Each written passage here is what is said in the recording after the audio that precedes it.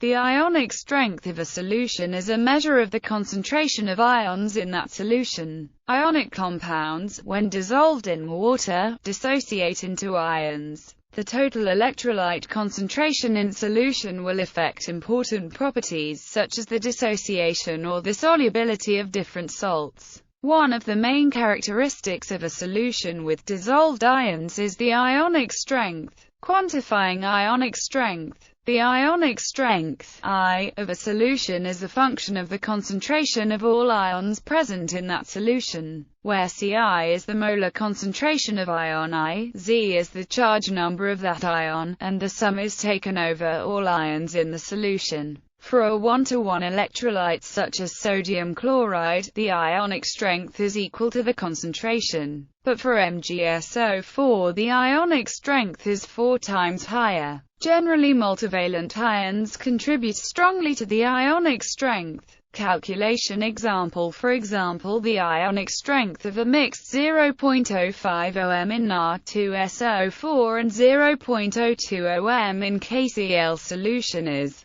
I equals 1/2 times 2 plus 2 plus 2 plus 2. I equals 1/2 times 2 plus 2 plus 2 plus 2 equals 0.17 m. Non-ideal solutions. Because in non-ideal solutions volumes are no longer strictly additive, it is often preferable to work with molality B rather than molarity C. In that case, ionic strength is defined as in which I equals ion identification number, Z equals charge of ion importance. The ionic strength plays a central role in the Debye-Huckel theory that describes the strong deviations from ideality typically encountered in ionic solutions. It is also important for the theory of double layer and related electrokinetic phenomena and electroacoustic phenomena in colloids and other heterogeneous systems. That is, the Debye length, which is the inverse of the Debye parameter, is inversely proportional to the square root of the ionic strength. Debye length is characteristic of the double layer thickness.